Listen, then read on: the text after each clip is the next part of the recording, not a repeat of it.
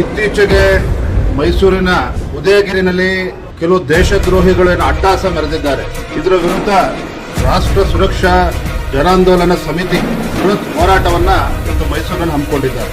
ಎಲ್ಲ ಹಿಂದೂಪರ ಸಂಘಟನೆಗಳು ಕೂಡ ಈ ಹೋರಾಟಕ್ಕೆ ಬೆಂಬಲವನ್ನು ನೀಡಿದೆ. ಸಾವಿರಾರು ಸಂಖ್ಯೆಯಲ್ಲಿ ಇವತ್ತು ಮೈಸೂರಿನ ಈ ಪ್ರತಿಭಟನೆಯಲ್ಲಿ ಭಾಗವಹಿಸ್ತಾ ಇದ್ದಾರೆ.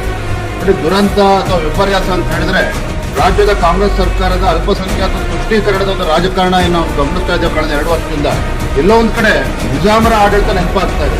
ಏನು ರಜಾಕೆಗಳ ಅಟ್ಟಹಾಸದಿಂದ ಮೆರೆತಾ ಇದ್ರು ಆ ಜನಗಳು ಇವತ್ತು ಮರುಕಳಿಸ್ತಾ ಇದೆಯೇನೋ ಅನ್ನುವ ಭಾವನೆ ಹಿಂದೂ ಕಾರ್ಯಕರ್ತರಲ್ಲಿ ಸಮಾಜದಲ್ಲಿ ಮೂಡ್ತಾ ಇರ್ತಕ್ಕಂಥದ್ದು ಸತ್ಯ.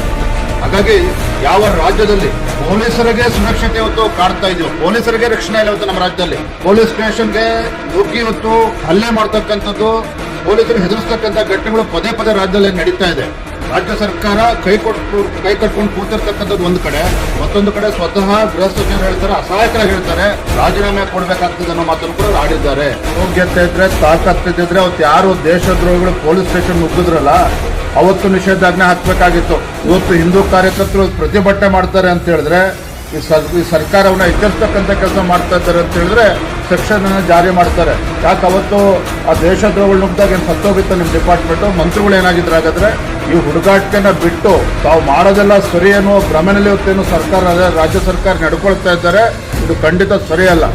ಇದು ಎಚ್ಚರಿಸ್ತಕ್ಕಂಥ ಕೆಲಸ ಎಲ್ಲ ಸಂಘಟನೆಗಳು ಮಾಡ್ತಾ ಇದೆ, ಹಿಂದೂಪರ ಸಂಘಟನೆಗಳು ಮಾಡ್ತಾ ಇದ್ದಾರೆ. ಮೈಸೂರಿನಲ್ಲಿ 144 ಸೆಕ್ಷನ್ ಅಲ್ಲ, ಯಾವುದೇ ಸೆಕ್ಷನ್ ಹಾಕಿದ್ರು ಕೂಡ ಈ ಹೋರಾಟವನ್ನು ತಡೆಯೋದಕ್ಕೆ ಸಾಧ್ಯ ಇಲ್ಲ.